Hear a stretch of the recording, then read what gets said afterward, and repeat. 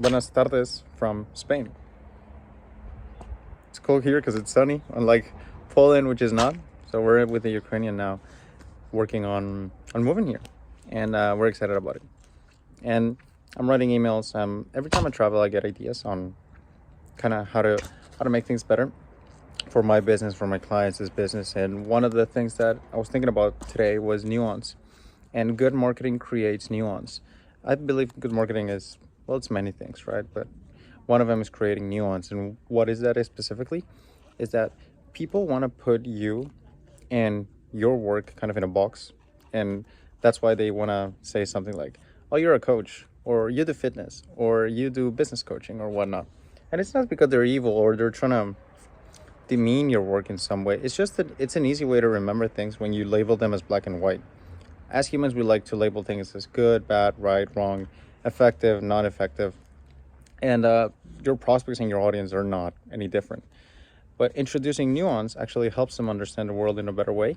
And it makes them ask, what else do you know?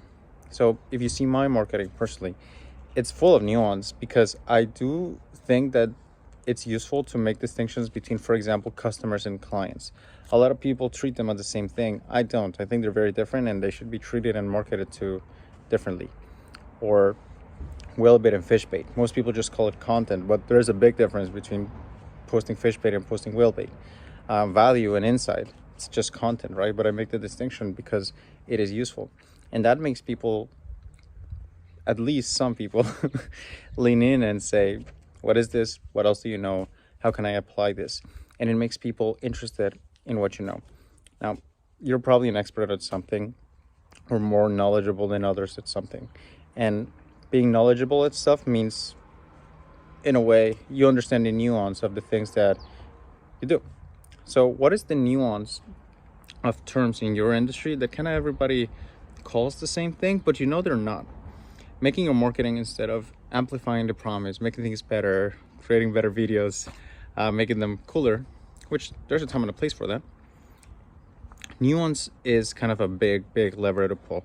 So take the concepts that all of your industry kind of treats as the same thing, but you disagree with that approach, and you can create nuance between, no, this is actually, it's not just A and B, it's A1, A2, B1, B2. And that makes people kind of, okay, what else do you know? What can you teach me? And that's been actually quite effective for us in the Cash creators. It's been working for us now. It's been working for us for a long time.